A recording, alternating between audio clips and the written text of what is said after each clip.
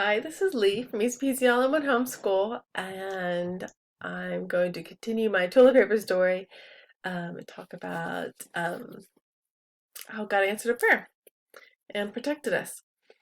Um, One of these stories are about getting to know God as a good father. When He provided the toilet paper for us, if you heard that story, if not, you should be able to find it in this playlist. Look for it.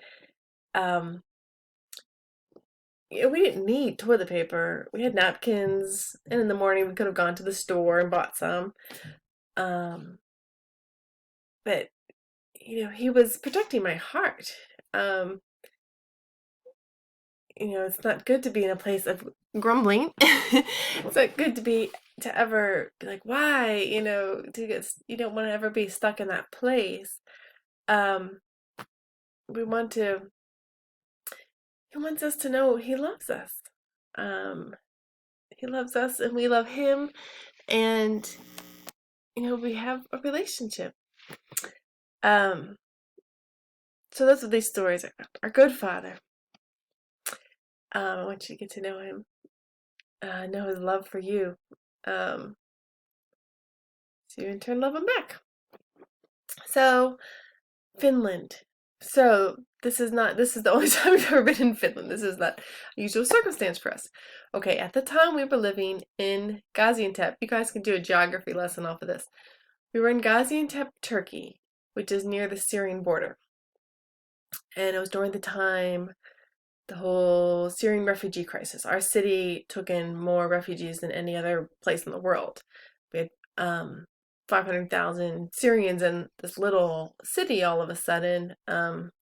Tensions were high. It was driving up rents. They were taking jobs. We were in a low-income area, so that was a lot of stresses in our neighborhood because of that.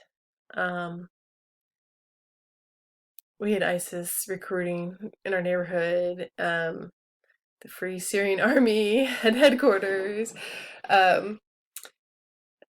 All that stuff was going on.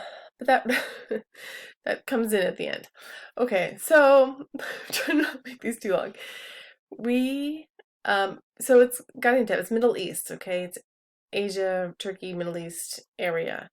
In the summer, it doesn't rain ever. You go 3 months with not a drop of rain. Kids' feet bleeding, cracked dry. 110 degrees. There's no central air conditioning. Every year that we were there, we got a little warmer and a little cooler. We'd gotten some room air conditioners, one each summer. But there was no central air. There's no air conditioning in the kitchen. There were times we had cement floors. I would just like lie on the floor. It was like the coolest place. And I had just asked the Lord that year, just please take us out of here in August. Like, if you can do that, like, if you would do that for me, like, just please, Lord, I don't want to be here. That was my heart right then. I don't want to be here for another August. I just don't feel like I can handle that again. I don't like the heat. It's hard. So Lord, I don't want to be here for August. If you can take us out, I'm asking you to. But I wasn't just going to answer that prayer myself. I wasn't going to pray that and then go book a vacation. In fact, about 7 years before that, I think it was, we had felt led to just stop going on vacations. So we hadn't been on vacation in 7 years. We just felt like we weren't supposed to spend our money in that way. We believe all our money belongs to the Lord. We don't just get to spend it on our pleasures, on whatever we want. So, I knew, like I said, I told my husband about my prayer, asking God to take us out of Gaziantep if he could, and not if he could, but like, you know, just asking him if he would.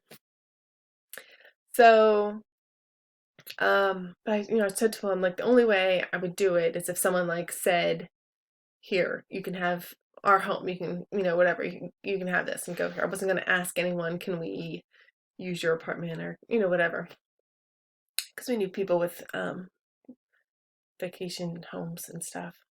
overseas. They're missionaries with vacation homes. Um, so we ended up traveling to Istanbul to hear a guest speaker who had come in, and we wanted to hear him. And um, not our whole family, but some of us went. And family at the church there took us in to spend the night. And our first day there, just that I think just one night. But our first day there, we had dinner with them, and then after dinner, just want to walk around the apartment building with the wife, and they were from Finland. And we were just talking. She was just talking. I was just listening to her talk about Finland, and she loves it. And people like talking about their home. Absence makes the heart grow fonder in situations like that. She's telling me how beautiful it was and all this stuff, and she just said every July we go home every July, spend the whole month of July at our home in Finland. And she just turned to me and said, "You could go in August." And just got stopped in my tracks and ended up telling her, I'm like, no, I wouldn't even like consider such a thing, but I'd actually prayed that the Lord would, provide us a place to go in August to get out of the city. And it's like my husband's dream location, way up north. That was like a 40-degree difference at least, 40 to 50 degrees difference where we were. So that was just a really fun, miraculous answer to prayer, to do that. Now, what I was saying before, about what was going on there, while we were gone in Finland, there were riots in our neighborhood. Our friends told us, "It's so good you're not here." They were, you know, things were getting smashed in, cars were getting smashed in, like all this stuff. And so the Lord took us out of there for that time. He knew that was going to happen. Or he had August come out of my mouth instead of July, I don't know how he works things, and we don't need to understand. But it's the way he protected us as well. So that's just another story of our good Father.